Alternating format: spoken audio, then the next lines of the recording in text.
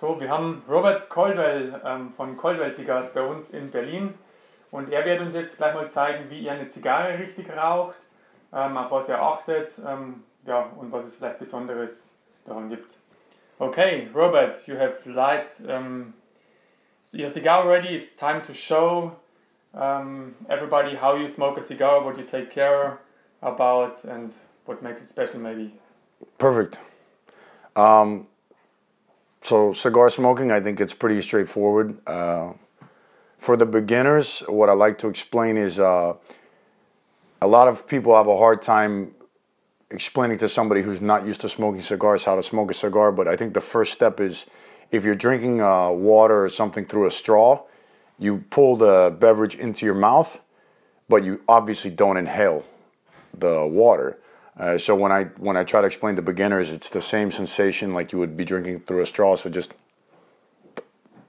pulling the smoke into your mouth. As a cigar smoker, you also get very conditioned to smoking how you like to smoke, but there's a few things that I think help with the flavor of a cigar. First of all is retrohaling the cigar. So a lot of cigar smokers that you'll see, they smoke their cigar and they just take in the smoke and then push back out the smoke.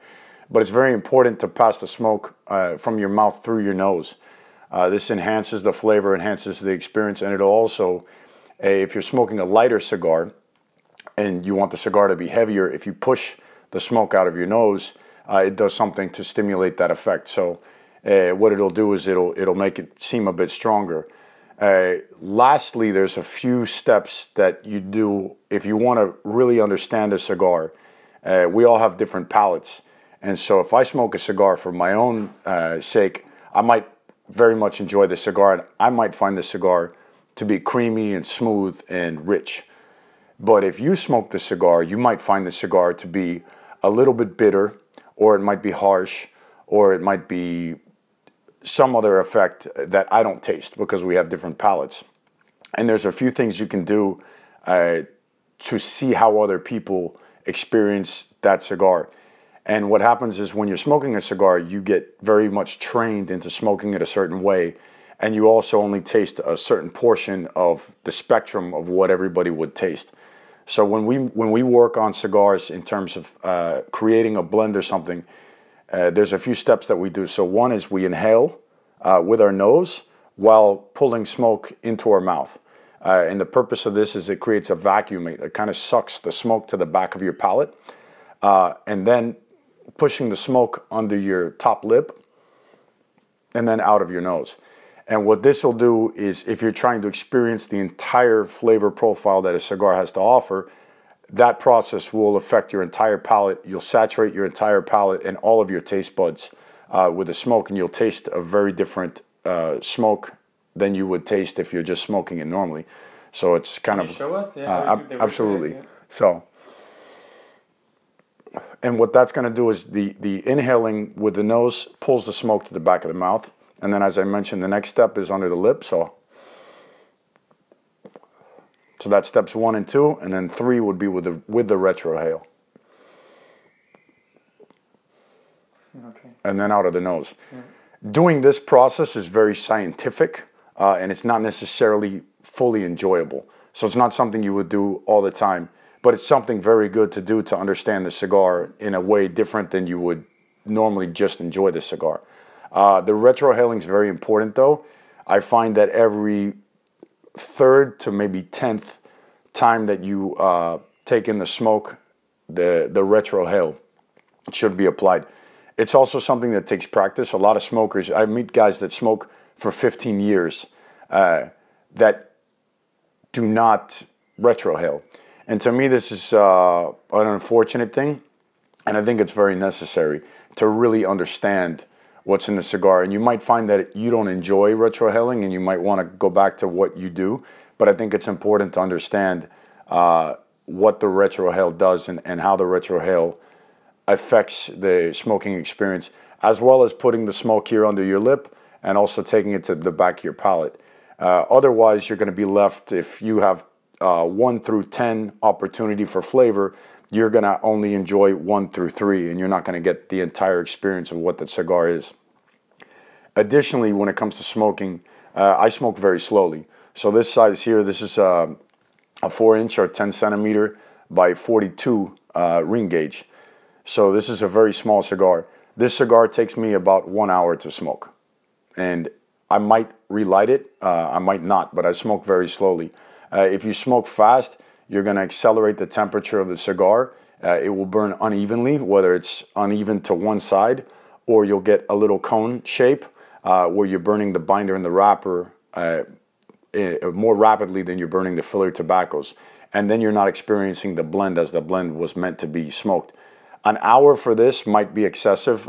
Maybe 30-35 minutes is also a good amount of time to smoke. But you should have a more flat cinder, maybe a little bit rounded, but nothing that has a point. But you do see lots of smokers that smoke very rapidly, and they're going to get a more charred, more bitter flavor when they do that, and it's going to be a less balanced flavor, and you're not going to taste the cigar for how the cigar should be tasted, experienced. The other thing is too, a lot of guys that smoke cigarettes or have smoked cigarettes that then transition to cigars or also enjoy cigars, I think have this habit of smoking a little bit more rapidly. And I had another manufacturer tell me maybe 10 years ago that you should let a cigar do what the cigar wants to do. You cannot tame the cigar. So if the cigar is going to burn this way or that way, or the cigar wants to go out, you should let the cigar do what it wants to do. You should never force it into where it doesn't want to be. And a great example of this is when you're smoking a cigar and the cigar gets down towards the bottom, you'll see a lot of guys forcing the cigar to stay lit. They'll keep lighting it and keep lighting it and keep lighting it. And you especially find this in some countries that have very high tax because every little bit of that tobacco has value. And I find this actually a lot in the Scandinavian countries, that guys, you know, they'll put a little pick in there and they'll continue smoking the cigar in a pick and they'll char the cigar. And, you know, it's great to continue smoking. However, when that cigar is wanting to go out, it's wanting to go out because there's a lot of moisture in the cigar. And when you're forcing that cigar to stay lit, you're aggravating the cigar, you're aggravating the smoke, and you're getting a more harsh condition in your palate by forcing that cigar to stay lit. So I think it's important to allow the cigar to kind of have its own pathway. No two cigars are alike. I can make 1 million of these cigars.